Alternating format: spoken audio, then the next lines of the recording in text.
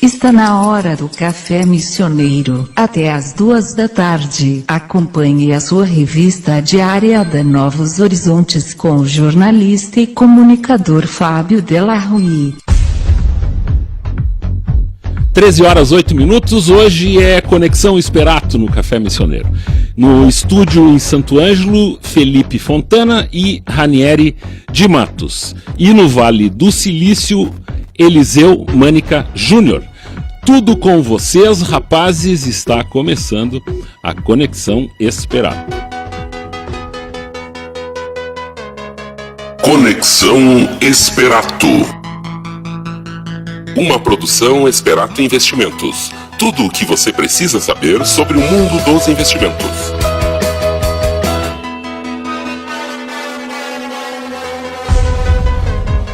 Bem-vindo, ouvinte da Conexão Esperato. A gente está começando então o 11º episódio do programa e hoje a gente traz um pedido que todo mundo pede para a gente falar. A gente falou muito nos últimos programas sobre renda fixa, alguns produtos como títulos públicos, letras de crédito, e hoje a gente vai falar do que todo mundo está pedindo, que é Bolsa de Valores, né? Vamos começar aqui com o Felipe falando um pouquinho dos indicadores da semana. No segundo bloco, o Eliseu vai trazer lá de Miami algumas explicações sobre a Bolsa de Valores. No terceiro bloco, a gente fala um pouquinho de empreendedorismo. Boa tarde a todos, sejam bem-vindos ao 11º Conexão Esperato, seu programa quinzenal de investimentos, finanças pessoais e empreendedorismo. Começando então falando um pouco sobre os dados, indicadores da semana, referente ao relatório Focus, inflação dando uma recuada na última semana, em torno de 7,26 para fechar o ano. Banco Central quer fechar em 2017 a 5,43 a inflação, dando uma desacelerada. Deve-se muito isso à questão da queda das commodities, que falou, soja, milho e trigo subiu fortemente nos últimos períodos, dando uma recuada agora nos últimos dias. O câmbio também houve uma forte recuada. O que está puxando a inflação para cima ainda é o famoso feijão e o leite, né, como a gente pode acompanhar aí, até virando muitos memes na internet essa questão. O feijão e o leite puxando para cima, maioria das commodities em baixa no mercado, né? Provavelmente teremos também uma alta no café, como já tem acontecido, com algumas quebras de safra em Minas Gerais, né? Câmbio leva-se em consideração final do ano em torno de R$ 3,40. Mais uma vez, uma expectativa de baixa. Mercado futuro hoje de dólar cotado em torno de 13,23. A gente consegue alguma coisa de dólar ligado a isso. Selic em torno de 13,25% a expectativa. O Banco Central quer levar a Selic para 11% no final de 2007. Desculpa, não é o Banco Central que quer levar, mas sim uma expectativa do relatório Focus de, se tudo acompanhar a questão do ajuste fiscal, ter um bom andamento, tudo que está acontecendo na economia, levar a Selic a 11%. No final de 2017, isso. Exatamente, 2017. Final de 2016 leva ainda uma expectativa de acompanhar essa mesma taxa de juros, ou até houver uma queda aí de 0,5%. Lembrando que o Banco Central sinalizou para o mercado que vai retomar o tripé macroeconômico, forçar a meta da inflação, que a inflação fugiu muito da meta, né? Então a ideia do BCE sinalizando para o mercado é trazer de volta essa inflação para a meta. Com certeza, como a gente já comentou no último programa, né? O pessoal até estava falando aí, a questão do Brexit era uma questão de oportunidade para nós, né? Quem tiver mais preparado para receber esse dinheiro, olha, é só organizar a casa que esse dinheiro vem. E é o que está acontecendo, né? Juro real negativo na Europa, a separação da União Europeia com a Inglaterra agora ficou um caos total. Então é só a gente organizar a nossa casa, como a gente vem falando desde o primeiro episódio, né? Só a gente organizar essa casa que dinheiro vem. E é o que está acontecendo na questão do mercado, né? Questão do PIB aí, em 2017, se tudo der certo, vamos ter aí uma retomada de 1% de crescimento. olha, para quem já cresceu 7, né, mas é uma vitória, né, porque a gente estava totalmente pessimista pro ano que vem, e agora a gente já começa a mudar. Como aconteceu também com a produção industrial, parou de cair. Então dá para se dizer assim que a gente... Acho que um dado importante que desses indicadores que revela essa semana esse otimismo do mercado é o Risco Brasil, né? Exatamente, excelente. O Risco Brasil é um título CDS Brasil também, como é cotado pelo índice americano. E aqui é mais conhecido como Risco Brasil, Emerging Market Bond Index Plus. É um título, é uma medida assim para ver um risco do país, risco de calote, risco de cumprir os seus objetivos. O Brasil, para ter uma ideia, em fevereiro, segundo os dados do Bloomberg, né, estava em torno de 500 pontos, bem alta histórica aí. E agora em torno de 295, né, a menor da história. Quer dizer, o que cada vez mais a gente está diminuindo o Risco Brasil, né? Isso aí os fundos levam em consideração para investir. Uma questão de curiosidade, hoje a Venezuela, o risco, país da Venezuela, em torno de 2.600, a Argentina em torno de 500, né? Então mostra aí como é importante esse índice.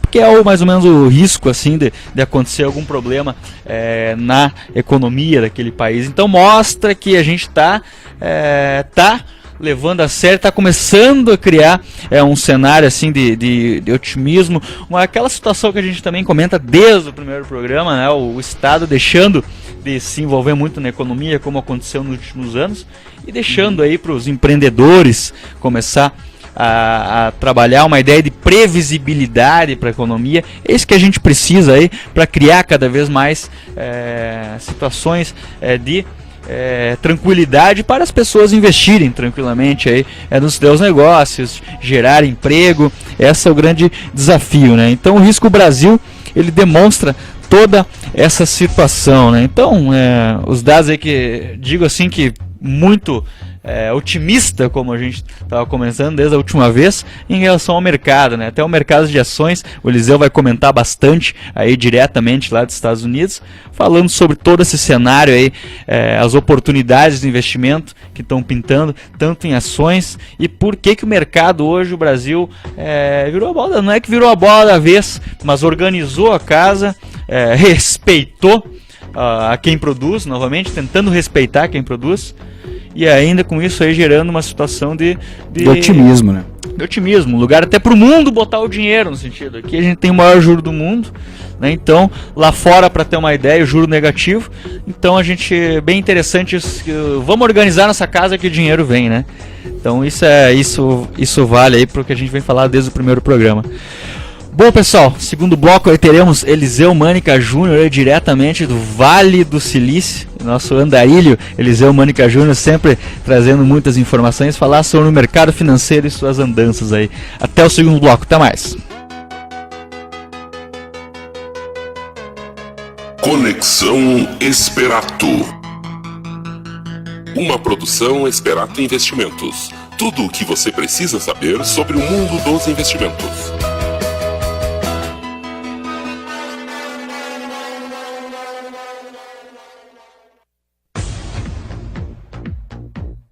Boa tarde a todos os ouvintes do nosso 11º programa Conexão Esperato. É um prazer e um privilégio estar podendo realizar esse programa juntamente com o Ranieri e com o Felipe.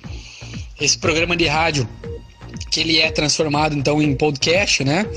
E que a gente tem um prazer aí de poder passar um pouquinho mais sobre investimentos, finanças, startups, empreendedorismo e tudo mais, né?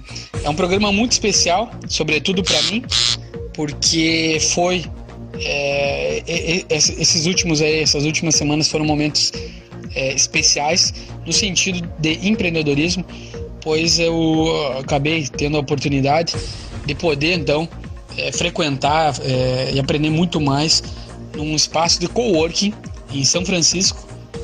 Estive lá e é um espaço de coworking em que nasceu o Uber, nasceu o Duolingo. Para quem não conhece, é um grande site de aprender línguas. O Uber não preciso nem comentar. Próprio HotSuite é um site também muito bom de criação de conteúdo para a internet. a Zappos. Então a Zappos, que é de sapato, e tem livros que contam a história das Zappos. A Zappos é fantástica no atendimento ao cliente, porque, por exemplo, um sapato comprado via Zappos, ele pode ser devolvido até 1 ano. E é caracterizada pelo atendimento ao cliente, né? E o Uber também. O Uber valendo aí mais de 50 bilhões de dólares. Então foram empresas que saíram dessa aceleradora, desse espaço de coworking que eu tive o privilégio e o prazer de poder frequentar. Certamente me senti muito agraciado com essa oportunidade, e principalmente o nível de conhecimento, que eu vou passar para vocês um pouquinho mais no terceiro bloco, como é que foi essa experiência, né? Nesse segundo bloco, continuando o que o Felipe estava comentando, o Ranieri também, a gente tem notado aí, eu vou comentar sobre isso, o rally de ações, né? A gente tem notado que o mercado financeiro tem, mesmo depois da saída da BR-Exit ou Brexit, que foi a saída da União por parte do Reino Unido, da União Europeia, e que isso, a gente comentou há 15 dias atrás, que isso era muito mais um barulho do mercado do que propriamente algo que geraria um efeito tão grande na economia. Então o que acabou acontecendo? Acabou caindo alguns ativos, e logo após se recuperaram, estão em alta aí. A própria Bolsa Americana está topo histórico, né? E nada acompanhando esse movimento aí de valorização de ativos ao redor de todo mundo, a gente notou também, obviamente, a valorização da Bolsa brasileira. Então a Bolsa brasileira é reflexo dessa valorização do mundo, e eu vou comentar um pouquinho mais aí para vocês, porque essa questão desse rally das ações não pode passar despercebido, né, no nosso podcast e no nosso programa de rádio que a gente tem feito, né? A gente tem notado que uma liquidez grande no mundo, uma liquidez em termos de valores, vários ativos, vários países com juros reais negativos. O que é isso? Significa que tu tem um retorno de um ativo, e esse ativo, descontado a inflação, ele rende menos do que a inflação. Então o retorno real é negativo. E a gente vem notando também em vários bancos isso vem acontecendo. Por exemplo, na Suíça, que tem bonds, que tem títulos com vencimento mais largos, por exemplo, de 50 anos, a gente nota que é melhor eu utilizar o dinheiro para empreender ou para investir em alguma coisa de risco do que eu comprar um título público, por exemplo, um bond suíço, né? Porque teria um juro real negativo descontando a inflação. Então a gente vê uma liquidez por parte do mundo todo, muito dinheiro no mercado, e obviamente essa questão de liquidez, ela sobra também para os mercados emergentes, e no qual o Brasil faz parte. Comentar um pouquinho sobre a visão dos americanos, né, no Brasil, com essa questão do fortalecimento e a efetivação. Lembrando, a gente não tem um programa na rádio para discutir sobre a parte política. Eu tento sempre frisar isso, abrir esse parênteses, quando a gente vai entrar em alguns temas delicados, que podem ser um pouco delicados. O nosso foco aqui é passar a parte técnica, é passar uma visão do que está acontecendo, o que gerou de reflexo, e não parte política. Nós trabalhamos com empreendedorismo, amamos o que a gente faz, trabalhamos com investimentos, com assessoria financeira, então esse é o nosso foco, não política. Então, fechando esse parênteses aí para lembrar isso, né? Mas uma visão dos americanos, então, é que com o fortalecimento então, do impeachment, e isso vem acontecendo, né? Vários ativos brasileiros tiveram uma valorização muito alta, principalmente ativos ligados ao Estado. Um exemplo, empresas, Eletrobras, Banco do Brasil, as ações desses ativos assim subiram muito, commodities, alguma coisa também. A gente viu também uma valorização do ouro, porque quando tem muito dinheiro no mercado, e é isso que vem acontecendo no momento, uma liquidez grande, ativos reais tendem a se valorizar. Alguns exemplos de ativos reais: o próprio ouro, prata, inclusive a prata, o ouro é mais visto por nós como algo mais valioso, mas a prata, ela tem teoricamente maior valor. Não maior preço, mas maior valor. Por que maior valor? Porque a prata, por exemplo, facas, tudo de prata, a gente normalmente quando usa joga fora, e ouro não. Então tende a se valorizar mais no futuro a prata do que o próprio ouro. Mas igual, ativos reais, por exemplo, ouro, prata, a área de terra, tendem a se valorizar com o decorrer dos anos, mais quando tem uma liquidez, quando tem mais dinheiro no mercado. A gente notou esses ativos, a gente notou ações, porque ações também são ativos reais, porque tu compra empresas, tu é sócio de empresas, não é um jogo, não é uma aposta, mas são investimentos. Você, quando compra uma ação, você se torna sócio da companhia. Então o ideal é investir em empresas que tenham um perfil, que tenham lucro, que tenham um fluxo de caixa interessante, porque o lucro ele pode ser contábil também, não entrar caixa na empresa, então o caixa é principal para investimentos e a gente tem que observar isso. Empresas que tenham um diferencial competitivo, que tenham uma administração muito competente, com pessoas corretas e honestas. Então são grandes, não é tão fácil comprar as ações, é preciso ter especialistas e mesmo assim às vezes eles podem errar.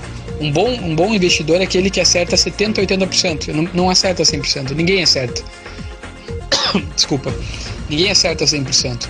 Então que acerte 70%, 80%, mas que corte as perdas, por exemplo. E aí ele vai ser um investidor de sucesso.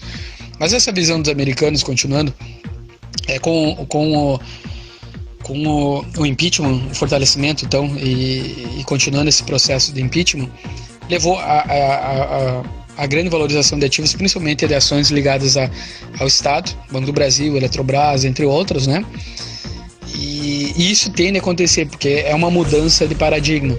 Se acontecer, por exemplo, o que está sendo colocado hoje pelo Temer, que é o quê? Que é uma maior utilização de cargos técnicos, não ser cabide de empregos, ter uma maior efetividade dessas empresas estatais, a nossa economia tende a se recuperar. Alguns sinais já estão começando a ser dados e que isso refletiram na moeda, no real. Quais são os sinais? Diminuição do déficit público. A gente tinha um déficit público ali que chegou quase 6% do PIB. Hoje, o último mês estava em 1,77%. Ainda tem esse déficit, mas ele vem diminuindo. E isso aí faz o quê? Valorizar a moeda. Outra coisa também, que acredito que o Felipe e o Ranieri têm comentado, é o risco país. O risco país, a gente está no menor nível, quanto menor é melhor. Por que quanto menor é melhor? Porque demonstra que a taxa de juros, o spread que a gente vai pagar para captar dinheiro. A União capta ainda dinheiro lá fora. Aqui fora, né, nos Estados Unidos, Europa e outros países. Então o que acontece? O risco Brasil estava em torno de 570, 600 pontos. Quer dizer o quê? Pagava 6 pontos a mais 6% a mais que os Estados Unidos. Hoje está 355 pontos, ao redor disso. Então caiu no menor nível dos últimos 11 meses. Isso é fato. Ele caiu. Não importa se é política ou o que for, mas caiu. E isso aí, então, faz o que? Torna mais barato a gente se financiar. O custo do dinheiro é menor. Então, uma visão dos americanos, dos investidores estrangeiros, que a gente comentou isso no último podcast, que se fosse confirmado o impeachment, desculpa, teriam ao redor de 50 bilhões de dólares para entrar no Brasil. E hoje esse fluxo está entrando. É isso que está fazendo essa valorização dos ativos.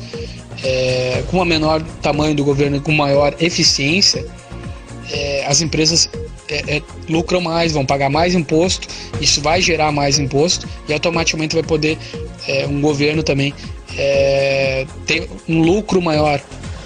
Outra coisa que é importante frisar, por que o risco país caiu? Porque tem a ver com o déficit também, está diminuindo. É como um selo de bom pagador.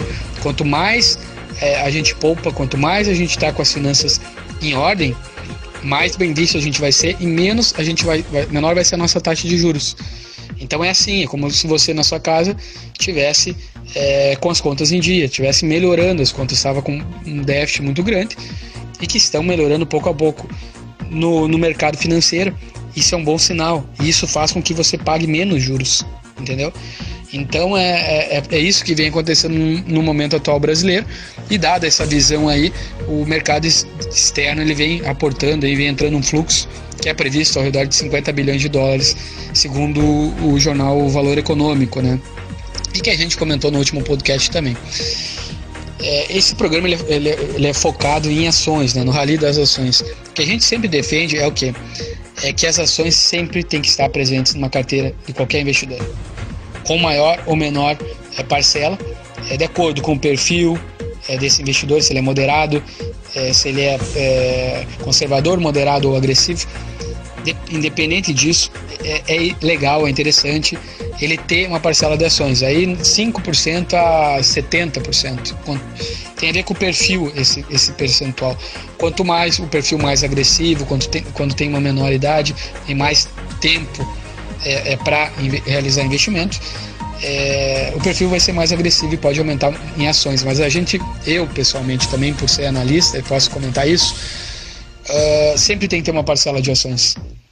Pode ser que o mercado não ande 1 ano, 2 anos, mas é um mercado de ações que vai andar num ano, por exemplo, já aconteceu isso, acho que foi 2010, 2009, 2010, 2009, que o mercado, de média, andou 82% no ano. Então ele pode ter ficado 2, 3 anos sem andar, mas se num ano ele anda 82%, pô, tu tirou em média em 4 anos 20%. E isso acontece. Mercado de ações é para quem é paciencioso.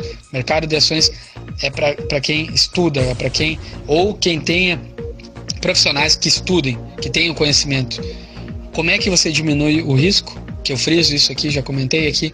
Independente da área, é com conhecimento, é com informação que vai ser transformada em conhecimento. Então sempre investir com pessoas que tenham conhecimento.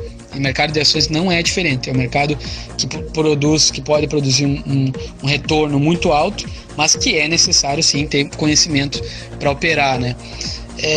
Muitas pessoas têm nos perguntado, Eliseu, setores interessantes aí para realizar investimentos no mercado de ações.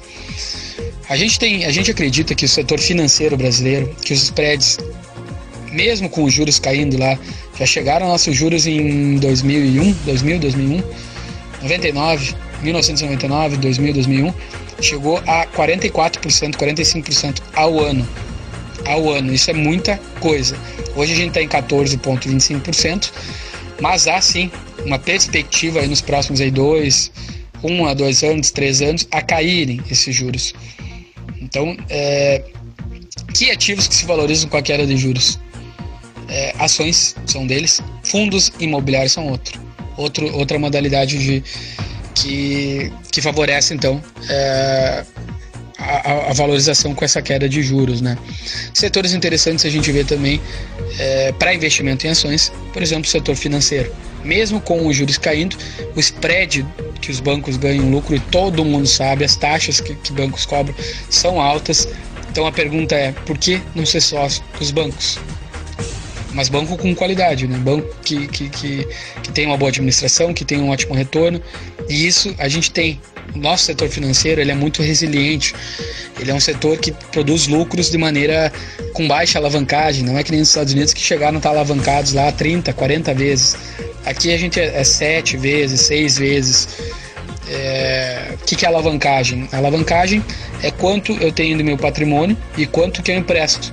Por exemplo, tenho 100 milhões de patrimônio e empresto 600 milhões, eu estou alavancado 6 vezes.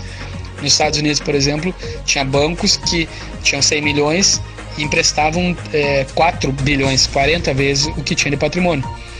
Então isso é muito alto, é uma alavancagem isso aí. E no Brasil a gente tem uma alavancagem que não é tão alta, temos spreads, temos um setor financeiro resiliente e que todo mundo sabe que as taxas e tudo mais de banco, a maioria, não podemos generalizar nada na vida, mas a maioria são muito altas. Então por que não ser sócio de bancos, do setor financeiro? Não somente bancos, ser sócio, por exemplo, da área de seguros. Eu gosto muito da área de seguros. Por quê?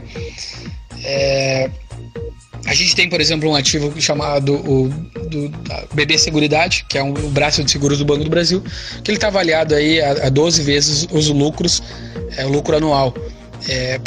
Lembrando, eu posso fazer essas recomendações porque eu sou analista, tenho CNPI, então é tranquilo, mas BB Seguridade é um é um braço de seguros do Banco do Brasil, Banco do Brasil aí tradicional. E o que acontece? Quem tem seguro ou previdência da BB Seguridade são apenas 9% dos clientes do Banco do Brasil. Então isso significa o quê? Que só dentro do Banco do Brasil a BB Seguridade pode crescer 11 vezes, de 10 a 11 vezes. Então demonstra só dentro do próprio banco, vamos dizer que não cresça as 11, mas cresça 3 vezes o lucro, já está excelente. Dobre 3 vezes, já está excelente. Então é um setor financeiro, é um setor de seguros, a gente gosta muito. Que mais? Varejo, eu gosto muito. Eu procuro ativos que tenham uma margem de segurança adequada, ativos que tenham caixa, que tenham lucros constantes. A cada trimestre são divulgados os lucros de empresas da Bolsa, e querendo ou não, você tem uma participação de 25% no mínimo do lucro, ele é distribuído para você via dividendos, no mínimo. Então você tem, quando é sócio, você tem participação no lucro dessas empresas. E varejo, eu vejo a Graziotin como uma empresa bastante descontada. Ela é gaúcha, tem alguns equívocos nela. Quais são os equívocos, Eliseu? Por exemplo, é uma empresa ainda familiar, e ela é uma empresa que ela tem, por exemplo, uma área de terra grande, uma fazenda. Tem um shopping center em Porto Alegre, no centro de Porto Alegre, e ela tem uma fazenda. O que uma fazenda tem a ver com varejo? Nada. Então é isso que a gente vê como e é meio notório no mercado financeiro, que a gente vê como algo negativo da Graziotin. Mas o que é a parte positiva? Vamos falar da parte positiva. Ela tem um lucro constante, ela está avaliada em torno de abaixo de 6 vezes o lucro anual dela. Então quer dizer o quê? Se eu ficar com ela, se ela manter esse lucro constante, em 6 anos eu recupero 100% do meu capital. Mas a parte boa é o quê? Ela vale 274 milhões e ela tem quase a metade, ela tem 125 milhões em caixa. Então quer dizer o quê? Metade do que ela, quase uns 40% do que ela vale, ela tem em caixa. Então eu tenho uma margem de segurança nela. Outra coisa, o patrimônio líquido é de 438 milhões e ela vale 274 milhões. Isso significa o quê? Eu tenho novamente aí um patrimônio maior do que o mercado está avaliando essa empresa. Então eu gosto pessoalmente da Graziotin, tenho Graziotin. E varejo, a gente tem varejo brasileiro também resiliente, né? Não todas as empresas, obviamente, mas, por exemplo, uma loja Renner, é possível ser sócio de uma loja Renner, só que uma loja Renner negocia aí a um múltiplo muito maior de vezes do que a Graziotin. Por exemplo, olha só para ter noção, uma loja Renner negocia 30 vezes o lucro anual, 29 vezes o lucro anual que a loja Renner tem, só que ela cresce mais que a Graziotin, claro. Enquanto a Graziotin a 6 vezes o lucro anual, menos de 6 vezes. Então eu prefiro ser conservador, crescer menos, mas que tenha uma empresa que tenha qualidade. E ela tem. Se ela vendesse as áreas de terra, o ativo, o Graziotin, decolaria, né? Outro setor da infraestrutura. Então, financeiro, varejo e infraestrutura. Eu vou terminando por aqui comentando sobre o rally de ações, que meu tempo aí tá estourando. Eu volto no terceiro bloco para comentar um pouquinho mais sobre a questão do empreendedorismo no Vale do Silício, do qual eu tive o prazer, o privilégio aí, e nós da Esperato também de participar disso aí, desse momento aí, e que vai com certeza absoluta nos gerar frutos aí futuros, né? Um grande abraço e até o terceiro bloco.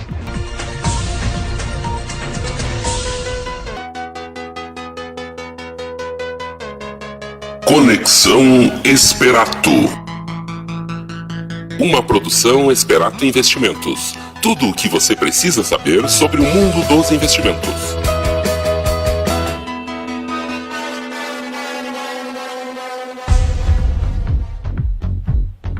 De volta aqui para o terceiro bloco, pois eu vi Eliseu Mânica Júnior diretamente de Miami, trazendo Vale do Silício, trazendo um pouco mais informações sobre o mercado acionário, que a gente tinha comentado no primeiro bloco. O Eliseu complementou muito bem a questão de oportunidades do mercado financeiro, como o estrangeiro tem olhado para nós, né? A gente tem organizado a casa aí, trazendo cada vez mais recursos. Tomara que a gente continue nesse caminho.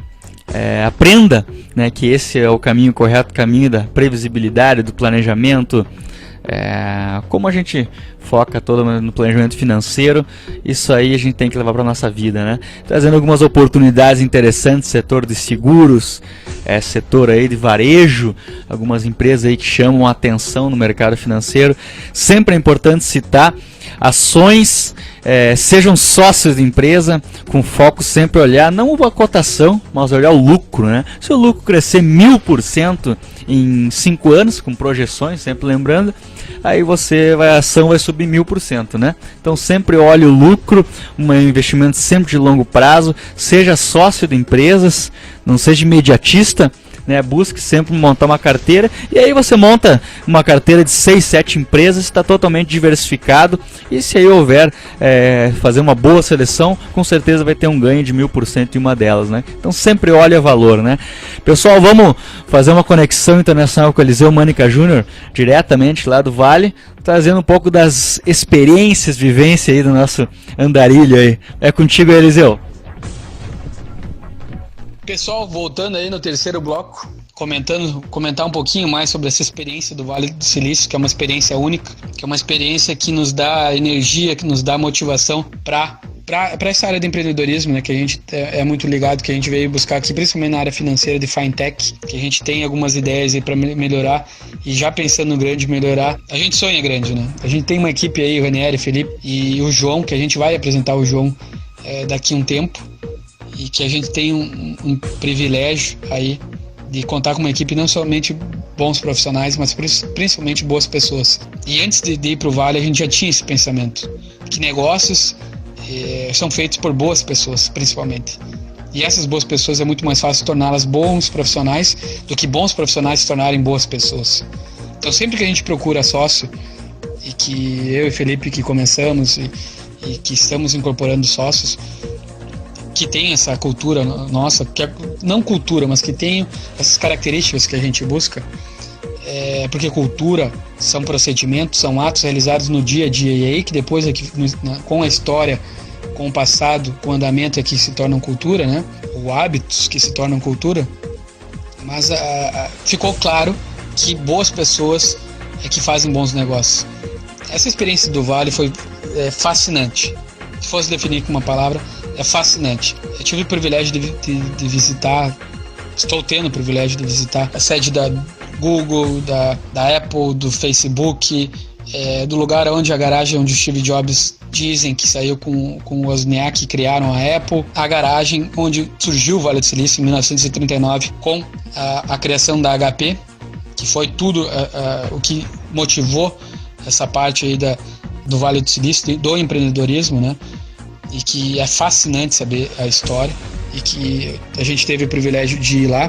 Mas a questão dessa ida a São Francisco foi muito legal pela questão de cultura. A gente participou de uma aceleradora, do espaço de coworking, como eu comentei no início do áudio do segundo bloco, do espaço em que saiu o Uber, saiu o Duolingo, saiu a Zappos, entre outras grandes empresas aí, que é um espaço recente lá. E mesmo assim já tem empresas aí avaliadas, por exemplo, no caso do Uber, a mais de 50 bilhões de dólares.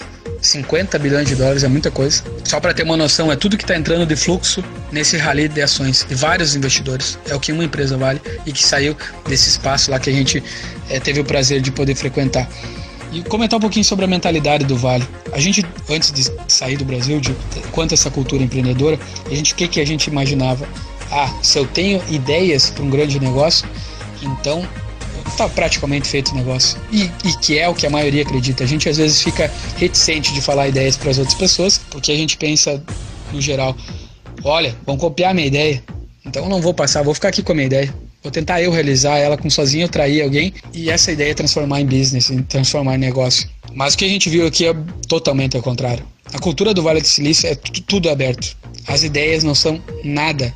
Não são nada. O que importa, principalmente, ter pessoas capacitadas para execução. Então, o que importa é a execução.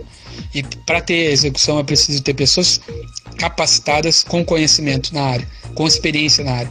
O próprio Uber, ele iniciou lá em São Francisco, e os sócios do Uber, eles compraram 4 táxis, e foram testar com um protótipo em Nova York, que é a cidade com maior táxis do mundo, segundo a gente ficou sabendo, e eles testaram o aplicativo por 6 meses lá. Isso se chama protótipo. Então o que aconteceu? Para eles terem essa experiência, eles fizeram um protótipo, testaram na prática, e aí depois é que foram melhorando o produto, e aí que foram colocando o produto para venda, né? No caso, e ampliando para outras cidades o aplicativo, corrigindo falhas, mais devagarzinho. Isso se chama MVP, Minimum Viable Product. É um protótipo.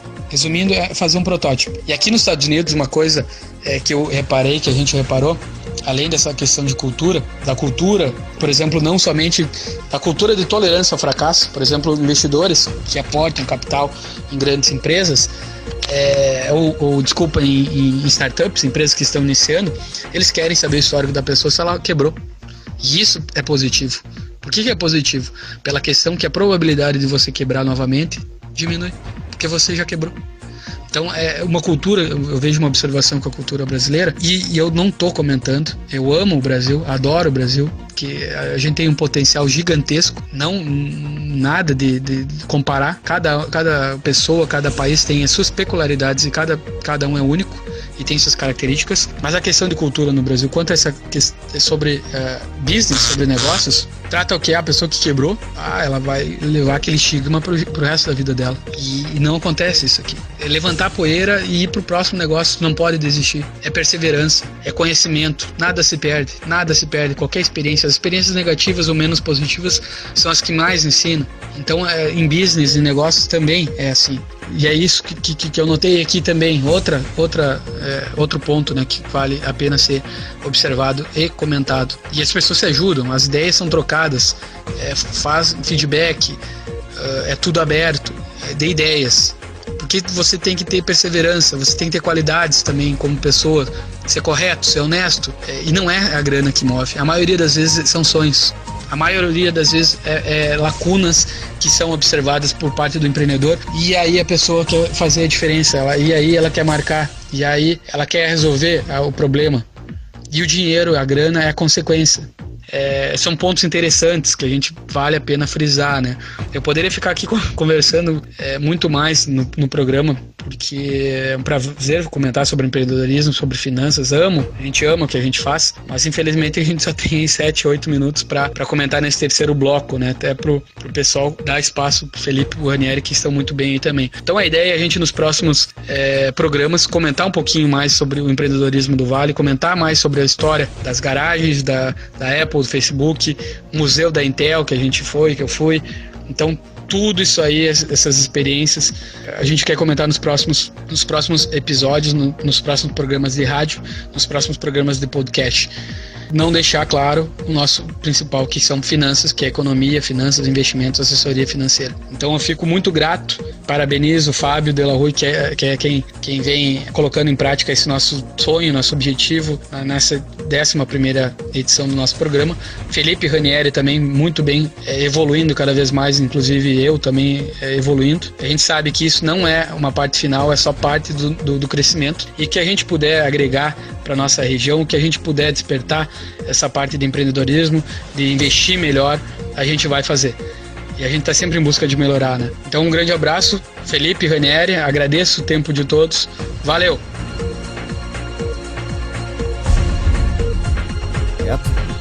Direto do Vale do Silício, esse foi o Eliseu.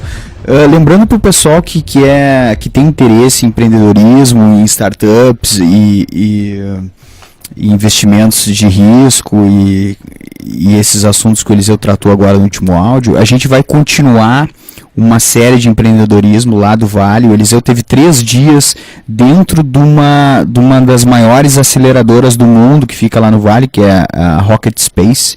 Né? Lá na Rocket Space tem um espaço da Apex Brasil, que é um órgão do governo que é tipo de uma embaixada lá para receber startups brasileiras. Eles fazem um meio campo. Pessoal que quer ir daqui do Brasil, tem uma experiência no Vale do Silício, pode fazer por meio da Apex Brasil, que é mais fácil e tal. E ao longo dos próximos programas a gente vai questionando o Eliseu, para o Eliseu contar essa experiência e contar um pouco do trabalho da Bex Brasil e dos colegas dele de lá. E muito interessante essa questão da cultura, né, que Eliseu comentou, e isso a gente tem trazido desde o início na Esperato, né? Acho que busque pessoas que entendam a sua cultura, né, na sua empresa. Acho que qualquer empresa pequena receita milhões, e é o que o Vale do Silício foca muito, né? Até alguns hangouts que a gente olhava do pessoal de lá, né? Busque pessoas que entendam a sua cultura da sua empresa. Mesmo você aqui em Santo Ângelo, em Porto Alegre, São Paulo, busque pessoas que entendam a sua cultura, que o resultado virá, né? E aí, se tiver ali funcionários que busquem uma cultura, entender essa cultura e te dar resultado, cara, esse é teu sócio, né? Busca esse cara para ser teu sócio. E isso o Vale do Silício lá se leva muito em consideração, né? E o contrário também tem que cuidar, né? Quem não entende muita cultura da empresa e dá muito resultado, muitas vezes tem que tomar cuidado, né? Então isso é uma coisa bem interessante do Vale do Silício, bem à frente, né, essa questão. Aconteceu com o Steve Jobs também, com toda aquela questão, acredito que seja por causa disso, né? Onde ele trouxe uma pessoa que trazia muito resultado e às vezes não entendeu a cultura e deu todo um problema, né? Então é bem interessante lá essas questões organizacionais do Vale do Silício, né, que se apresenta lá, né? Felipe, eu queria retomar contigo um assunto do segundo bloco. O Eliseu comentou rapidamente, o Eliseu falou de algumas ações e fez algumas recomendações de compra e sinalizou o cenário, e falou rapidamente sobre CNPI, que é uma certificação. Tu tem como comentar um pouco pra gente, explicar pra gente o que é essa certificação e pra tu recomendar a compra de ações, tu precisa ter CNPI ou não? Como é que funciona isso aí? Perfeito, excelente pergunta, né? O CNPI é uma certificação onde você pode fazer relatórios, indicar compra e venda, né, de determinados ativos. Você pode fazer compra e venda de commodities, compra e venda de ativos financeiros, né? Você pode utilizar a partir, claro, de todo um relatório, né, toda uma análise, né? Então o Eliseu tem essa certificação, né? Então analista, ele, né? Exatamente, de analista, e tudo nele, no caso, pode indicar compra e venda de ativos, né? Então isso é importante citar, que sempre isso aí, existe toda uma auditoria por trás, sempre qualquer recomendação de compra não tem que ter lá um analista assinando, né, comprovando aquilo. Ser assessor de investimentos nunca pode indicar essa questão, né? Ele só pode oferecer aquele produto, tem toda uma questão. Então, e para indicar tem que ter essa certificação, que não é fácil de ter também, né? Tem toda essa questão. Sempre lembrando, ele pode indicar, mas qualquer alteração que se faça compra e venda, não sempre tem que ter autorização do cliente, né? Então, são certificações do mercado financeiro. Hoje o mercado financeiro brasileiro é bem regulado nesse sentido, pois isso é a certificação do gestor também, que é outra certificação mais difícil, mas o CNPI analista já pode fazer essa indicação de compra e venda do ativo, como o Eliseu fez no segundo bloco. O analista tem que aferir também o perfil do investidor do cliente, né, para saber se ele tem um perfil de risco para poder entrar na bolsa, né? Não é qualquer investidor que pode entrar na bolsa, ele tem que estar ciente do risco. Com certeza, então uma nova regra da CVM agora, quando você abre uma conta em uma empresa de investimentos, é um problema que você tem que fazer. Agora o suitability, que eles chamam, que é o perfil do investidor, né, que analisa realmente com algumas perguntas, assim, onde você pode investir ou não. Se tiver um perfil muito conservador, não se coloca em carteira isso aí. Até isso, o cliente nosso, quando ele põe muito conservador, ele não pode investir em bolsa. Tem que refazer o suitability, né, buscar alguma coisa moderado, agressivo, né? Beleza. Pessoal, finalizando aqui, mais uma vez um excelente programa aí, trazendo várias informações. Eliseu Mânica Júnior, lá direto do Vale do Silício. Daqui 2 semanas, ou até breve, estaremos de volta aí no 12º Conexão Esperato. Espero que tenham gostado. Abraço a todos e até mais. Até mais, pessoal. Conexão Esperato.